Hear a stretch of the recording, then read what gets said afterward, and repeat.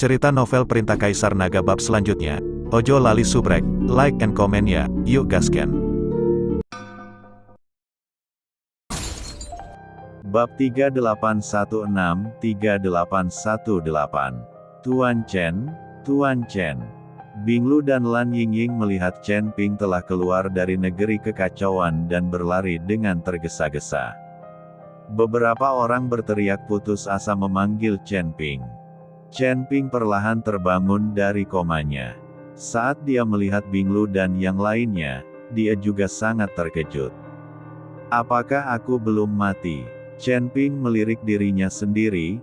Awalnya ada bekas luka di tubuhnya, tapi sekarang tidak ada bekas luka sama sekali.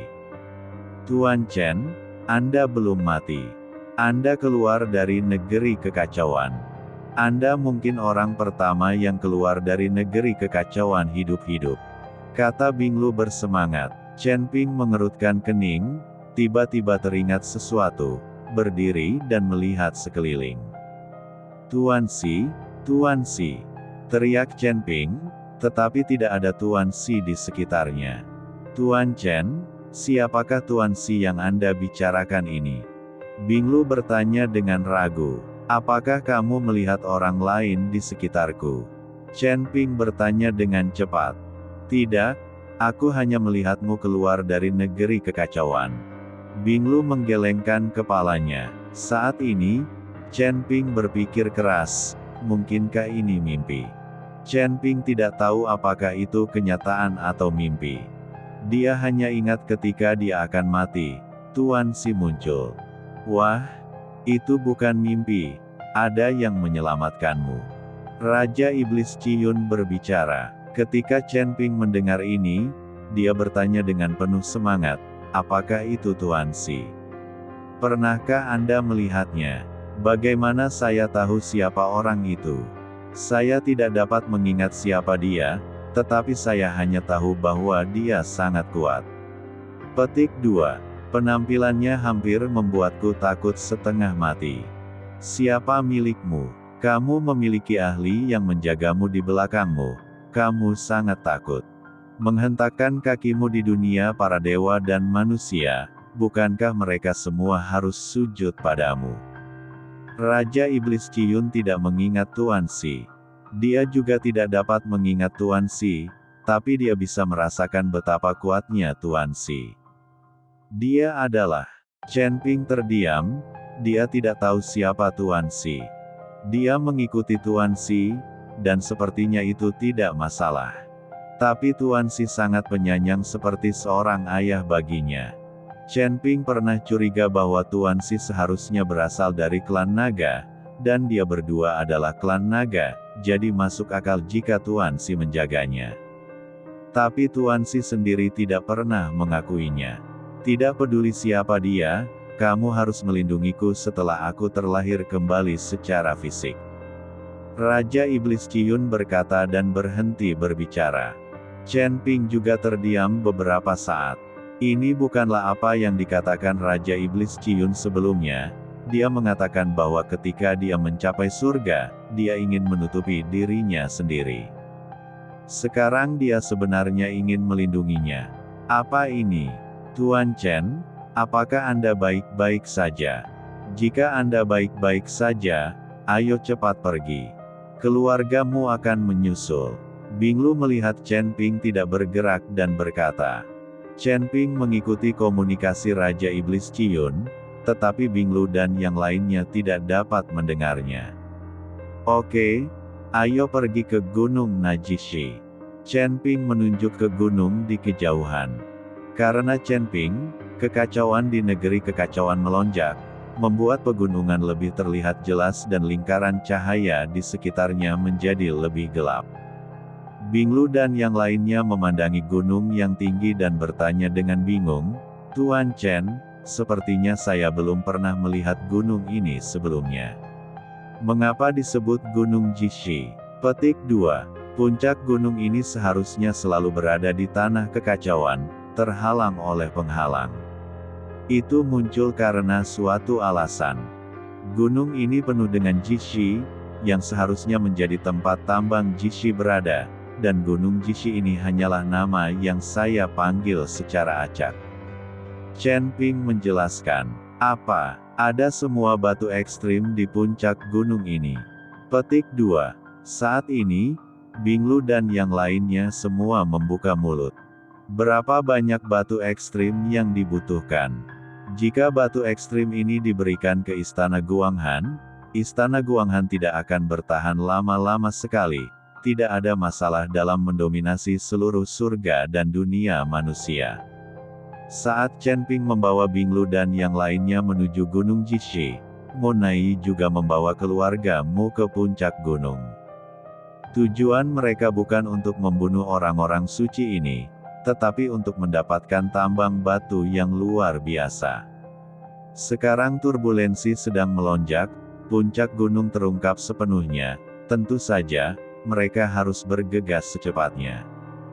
Di saat yang sama, kemunculan puncak gunung yang tiba-tiba, ditambah dengan lingkaran cahaya di sekitarnya, membuat banyak orang yang memasuki wilayah kutub dengan penuh semangat bergerak menuju puncak gunung. Lagi pula, mereka belum menemukan tempat jatuhnya makhluk abadi selama berhari-hari, dan sekarang sebuah gunung tiba-tiba muncul, tentu saja mereka harus pergi melihatnya. Mungkin ini adalah tempat tersembunyi di mana makhluk abadi jatuh. Untuk sesaat, semua orang berlari menuju puncak gunung yang muncul. Chen Ping dan yang lainnya paling dekat dengan negeri kekacauan, jadi mereka bertindak sangat hati-hati. Terlalu banyak turbulensi di negeri kekacauan ini, dan juga banyak hisapannya, siapapun yang tidak berhati-hati akan tersedot ke dalamnya. Chen Ping tahu bahwa jika dia tersedot ke dalam kekacauan lagi, tidak ada yang bisa menyelamatkannya. Tuan Xi tidak bisa muncul kapanpun dan dimanapun. Namun Chen Ping masih sangat senang mengetahui bahwa Tuan Xi belum mati.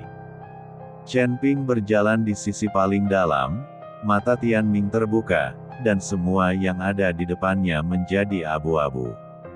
Namun, di bawah pandangan Tian Ming, semuanya tidak terlihat. Bahkan pemandangan di negeri kekacauan terlihat jelas oleh Chen Ping. Tidak peduli betapa terdistorsinya ruang dan waktu, Chen Ping dapat melihatnya dengan jelas. Saat dia semakin dekat ke gunung berbatu, Chen Ping tiba-tiba menyadari aura yang tidak biasa. Aura ini sangat besar dan terus berkumpul. Bau yang sangat menakutkan membuat Chen Ping bergidik. Tuan Chen, apakah Anda menemukan sesuatu? Binglu bertanya dengan hati-hati ketika dia melihat Chen Ping seperti itu. Chen Ping tidak berbicara, tapi mata Tian Ming berkedip cepat. Segera, Chen Ping menemukan bahwa di negeri kekacauan, titik hitam kecil yang tak terhitung jumlahnya bergerak dari jauh ke dekat sedikit demi sedikit. Dan itu sangat cepat, terus-menerus melakukan perjalanan melalui tanah kekacauan. Ketika Chen Ping melihat bintik hitam ini dengan jelas, dia menarik napas dalam-dalam. Saya melihat bahwa ini semua adalah monster-monster yang tak terhitung jumlahnya berlari dari padang salju di wilayah utara. Monster-monster ini sepertinya tertarik dan dipanggil oleh sesuatu, dan mereka bergegas ke tanah kekacauan dengan seluruh hidup mereka, dan kemudian berlari menuju kutub. Monster-monster di negeri kekacauan sepertinya tidak terpengaruh oleh apapun. Arah serangan monster-monster ini ternyata adalah Gunung Jishi. Kemunculan Jishishan juga menarik banyak monster. Bahkan di negeri kekacauan di seberang perbatasan, monster-monster ini menyadarinya. Lagi pula, bagi monster-monster yang hidup di padang salju, batu tiang juga merupakan sumber daya budidaya mereka. Melihat monster yang tak terhitung jumlahnya, Chen Ping menarik napas dalam-dalam, dan seluruh tubuhnya menjadi sangat serius. Percepat dan segera naik gunung. Chen Ping tahu bahwa jika mereka ada di sini, mereka akan diinjak-injak sampai mati oleh monster-monster yang bergegas keluar dari Chaos Land. Monster yang tak terhitung jumlahnya seperti gelombang besar, dan beberapa dari mereka pasti akan tenggelam dalam sekejap. Hanya dengan segera naik ke Gunung Jishi kita dapat menghindari dampak gelombang besar monster ini. Chen Ping mempercepat, dan Binglu serta yang lainnya mengikuti dari belakang. Meskipun mereka tidak dapat melihat situasi di negeri kekacauan, mereka mematuhi perintah Chen Ping tanpa syarat. Ekspresi Chen Ping sangat gugup, yang juga membuat orang-orang suci yang mengikuti di belakangnya tidak berani bernapas. Mereka belum pernah melihat Chen Ping begitu gugup. Chen Ping dan yang lainnya semakin dekat ke Gunung Jishi. Ketika mereka mencapai kaki gunung dan melihat lingkaran cahaya di sekitar Master, mereka menyadari bahwa ada formasi di kaki gunung. Pantas saja puncak gunung seperti itu bisa terhalang oleh penghalang dan memancarkan lingkaran cahaya. Chen Ping menyentuhnya dengan ragu-ragu dan menemukan bahwa formasi ini bukanlah formasi ofensif. Hanya saja saat Anda masuk ke dalam formasi, Anda tidak bisa menggerakkan nafas apapun di tubuh Anda, sama seperti orang biasa. Namun setelah keluar dari formasi dan memasuki gunung, Anda akan pulih. Setelah percobaan berulang kali beberapa kali, Chen Ping memimpin Binglu dan yang lainnya ke dalam formasi di kaki gunung. Chen Ping tidak tahu siapa yang mengatur formasi ini, tetapi dengan formasi besar yang dapat melindungi seluruh gunung, lawannya pasti adalah master formasi yang sangat kuat. Setelah masuk ke dalam formasi, langkah kaki Chen Ping dan yang lainnya menjadi sangat berat. Belum lagi terbang, berjalan pun sulit. Lagi pula, akan sangat sulit bagi orang biasa untuk berjalan di jalan pegunungan yang bersalju. Tetapi tidak lama setelah Chen Ping dan yang lainnya memasuki formasi, mereka menemukan bahwa tidak jauh dari sana, sekelompok orang juga bergerak maju dengan susah payah. Orang-orang ini adalah keluargamu yang dibawa oleh Munai. Sekarang, ketika kedua belah pihak bertemu, mereka sangat cemburu. Terutama Binglu dan yang lainnya, semuanya bermata merah, ingin bergegas maju dan membunuh semua anggota keluargamu. Dalam perjalanan, Chen Ping juga mengetahui bahwa jenazah para orang suci itu disebabkan oleh keluargamu, dan dia sangat marah. Binatang buas dari keluargamu ini hanya bisa membunuh orang dengan anggukan kepala, tapi mereka juga membiarkan mayatnya begitu saja, mereka lebih buruk dari babi dan anjing. Semua orang di keluargamu tercengang saat melihat Chen Ping dan yang lainnya, dan kemudian ada niat membunuh di mata mereka. Terutama Mu Yao, setelah melihat Chen Ping, dia ingin segera mengambil tindakan. Namun di sini setiap orang tidak memiliki kultivasi, bahkan orang biasa, apalagi berkelahi, akan kesulitan berjalan di jalan pegunungan ini. Yang terpenting senjata mereka tidak bisa digunakan lagi. Kalian binatang buas yang lebih buruk dari babi dan anjing, Tuhan tidak akan membiarkanmu pergi. Binglu mengertakkan gigi dan mengutuk semua orang di keluargamu. Gadis kecil, apakah kamu belum pernah merasakan kekuatan kami? Apakah kamu berani mengutuk dan percaya bahwa aku akan melepas pakaianmu? Petik 2. Mu Yao berkata dengan tatapan vulgar. Kali ini, ke Binglu sangat marah, tapi mereka semua perempuan, jadi tidak mungkin memanfaatkan mereka secara verbal. Chen Ping mengulurkan tangan dan menghentikan Binglu mengeluarkan suara apapun. Chen Ping mengambil beberapa langkah ke depan dan menatap Mu Yao dengan dingin. Apakah kamu lupa tentang makan dan bukan tentang memukul? Apakah kamu lupa bagaimana aku memukulmu?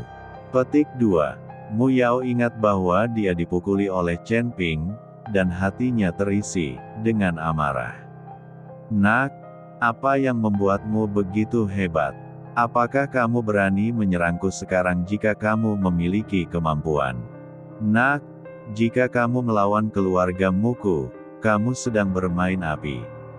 Sekarang kamu sendiri yang punya menjadi mangsa aliansi penyegel iblis, dan kamu masih merajalela. Apa? Mata Munai sedikit menyipit dan dia menatap Chen Ping dan berkata, Chen Ping membunuh keponakannya, dan Munai sudah lama ingin membunuh Chen Ping untuk membalas dendam. Orang tua, sebagai tetua istana Guanghan, kamu menyerang orang-orang suci di istana Guanghan tanpa rasa malu. Hari ini aku akan membalaskan dendam orang-orang suci yang mati itu. Chen Ping mengertakkan gigi dan matanya sangat tajam. Haha, sesumbar saja. Di sini kamu dan aku sama seperti orang biasa. Kita sama sekali tidak bisa menggerakkan nafas di tubuh kita. Bagaimana kamu bisa membalas dendam? Petik 2. Gunakan batu yang ada di tanah. Munai mencibir dan berkata kepada Chen Ping sebuah ejekan. Meskipun mereka sekarang adalah orang biasa, keluargamu jelas sangat besar, dan mereka semua laki-laki. Bahkan dengan kekuatan tubuh fisik, keluargamu tidak boleh takut. Setelah mendengar perkataan Munai, Chen Ping langsung membungkuk untuk mengambil batu dan melemparkannya dengan keras. Batu itu seperti bola meriam, langsung mengenai kepala Munai. Dia langsung memukul kepala Munai dengan pukulan keras. Hahaha, Binglu dan yang lainnya tertawa terbahak-bahak saat melihat ini, dan akhirnya mengeluarkan nafas tak sedap. Munai menutupi kepalanya dan meraung sekuat tenaga, lemparkan itu padaku dan lempari batu sampai mati. Pada saat ini, semua orang di keluargamu juga mengambil batu itu dan melemparkannya ke Chen Ping. Chen Ping, sebaliknya, menghadapi lebih dari selusin orang dari keluargamu tanpa bergeming, mengambil batu dan melemparkannya ke arah mereka.